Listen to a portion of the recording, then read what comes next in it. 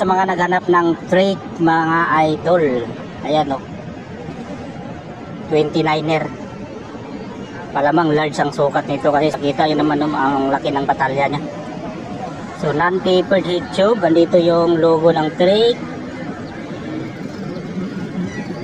Tapos nga pala ang presyo nito 26,000 pesos. So check natin yung mga pesa na ito kung panalo ba sa 26,000 pesos mga idol. Ayan. So unahin natin yung crankset naka Shimano SLX. Wow, dito pa lang ulam na. Lakas ng tunog ng hubs ah. Check natin kung saan galing yung SLX. Ayan, Japan mga lodi. Kita nyo ba? Ayan o, Japan 175 yung haba. O yung pedals Cannondale, may talim pero Cannondale yan, self bearing.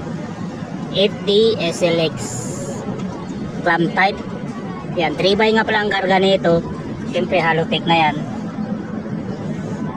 O nga pala, mayroon siyang barcode sa batalya mga idol. Okay, trade nga pala to na Alpha mga idol ah. Ano. Okay, so RD SLX din mga lodi. Ayan, walang clutch. So 9 speed ang kanyang cassette type na cogs na 11-34 feet. So maliit lang yung cogs niya mga idol. Diba? Upgrade nyo na lang kung gusto nyo i-upgrade. Gawin yung 50 feet. So yung hubs nito GUB, hindi ako nagkamali. Ayan, GUB nga. Ang lakas ng tunog niya mga lodi. Ayan o, diba? GUB. Tapos naka side mounted yung caliper nya. SLX pa rin yan o. Kitang-kita naman natin, diba? Ayan. So max space ang gulong na 29/2.10. Condition bago pa. Kitang-kita naman. Tapos fast rolling. Presta valve.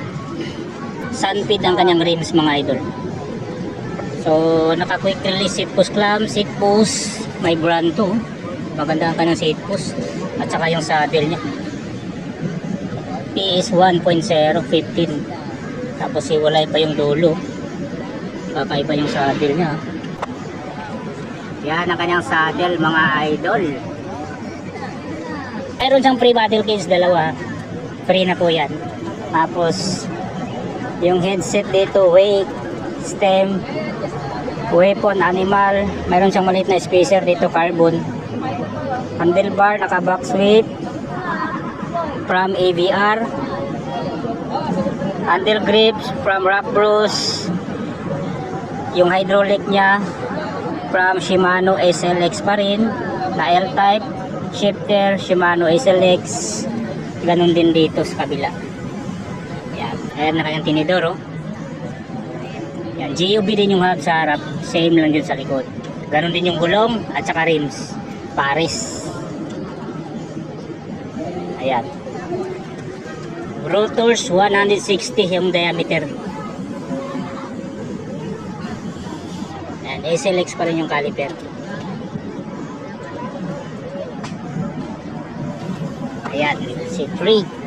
So sa may gusto dito sa Trade na naka SLX yung karga, so text nyo lang o pwede yung tawagan si Mang Andy, ang may-ari dito sa Trade na MTV mga idol. Dito lang po to sa Marikina.